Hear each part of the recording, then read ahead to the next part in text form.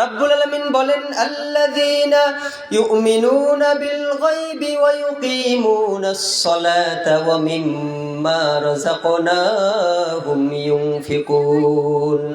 আল্লাহ বললেন, ও নবী, আপনার উম্মতদেরকে জানিয়ে দিন, যারা মুত্তাকি তাদের প্রথম পরিচয় তারা তিনটা গুণে গুণান্বিত হবে। সবাই বলেন কয়টা?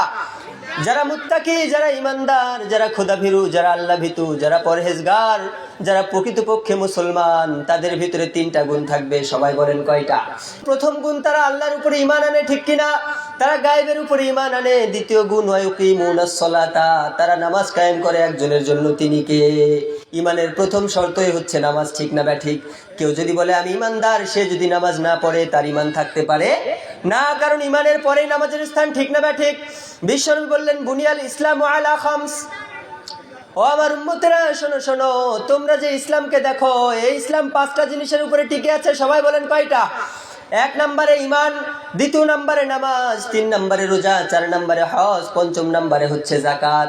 তার মানে যার ভিতরে নামাজ নাই তার ভিতরে ঈমানও থাকতে পারে না। এজন্য আল্লাহ বললেন, মুমিন বান্দার তিনটা গুণ। প্রথম গুণ, তারা কার উপরে ঈমান আনবে? তারা গায়েবের উপরে ঈমান আনবে। দ্বিতীয় গুণ, ওয়া ইউকিমুনাস সালাতা, তারা নামাজ কায়েম করবে একজনের জন্য, তিনি কে?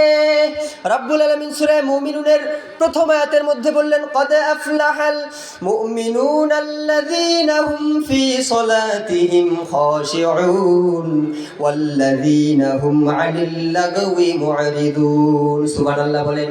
আল্লাহ বললেন, সফল হয়েছে তারা নিজেদের সালাতে বিনয়, নম্র, ভদ্র আর সভ্য হতে পেরেছে যারা। সুবহানাল্লাহ কোন। তার মানে নামাজটা যেমন তেমন করে আদায় করলে হবে না, নামাজের ভিতরে মনোযোগ থাকার দরকার আছে না নাই? বিনয়তা অবলম্বন করার দরকার আছে না নাই? এজন্য আল্লাহ বললেন, ও আমার গোলামেরা, শোনো শোনো, ক্বাদ আফলাহাল মুমিনুন আল্লাযীনা হুম ফি সালাতিহিম খাশিউন, যারা নিয়মিত নামাজ আদায় করবে আর নিজেদের নামাজে বিনয় হবে, তাদেরকে সফলতা দান করবে কে? আমাদের সমাজ সফলতার মানদণ্ড দিয়েছে একটা সরকারি চাকরি, ঠিক না ব্যাঠিক? 10 তলা বাড়ি, 2টা গাড়ি, একটা সুন্দরী নারী, এটা এনাফ, ঠিক কিনা? 200 বিঘা জমির মালিক যদি কেউ হয়ে যায়, আমরা মনে করি সে বোধহয় সফল হয়ে গিয়েছে। কিন্তু আল্লাহ বলল, না না, কার কত বিঘা জমি আছে আমি আল্লাহ দেখবো না। কে 10 তলার মালিক আমি আল্লাহ দেখি না, কে গাছতলার মালিক সেটাও আমি আল্লাহ দেখি না, কে 2টা গাড়ির মালিক সেটাও আমি আল্লাহ দেখি না। আমি সৌন্দর্য দেখি না, আমি দাপট দেখি না, আমি শক্তি দেখি না, আমি ক্ষমতা দেখি না। আমি যেটা দেখি সেটা হচ্ছে ঈমান, ঠিক না ব্যাঠিক? আর ঈমান মানে হচ্ছে নামাজ, ঠিক কিনা? যারা নামাজ পড়ে না তারা মুমিন নাকি কাফের? সবাই বলেন, মুমিন নাকি কাফের? বিশ্বনবী বলল, মুমিন আর কাফেরের মধ্যে তফাৎটাই হচ্ছে নামাজ, ঠিক না ব্যাঠিক? তার মানে যারা নামাজ পড়ে না তারা কি সফল হতে পারে নাকি? কথা বলেন। যারা নামাজগুলো আদায় করে না তাদেরকে আমার আল্লাহ সফলতা দান করবে না। আমরা বললাম, ও আল্লাহ, নামাজটা কার জন্য পড়বো? আল্লাহ বললেন, শোনো, কুল ইন্না সলাতি ওয়া নুসুকি ওয়া মাহইয়ায়া ওয়া মামাতি লিল্লাহি রাব্বিল আলামিন। আমার নামাজ হবে একজনের জন্য, তিনি কে? আমার কুরবানি হবে একজনের জন্য, তিনি কে? আমরা বেঁচে থাকবো একজনের জন্য, চিৎকার করে বলতে হবে, তিনি কে? আবার আমরা আমাদের জীবনটা ব্যয় করবো একজনের জন্য, তিনি কে?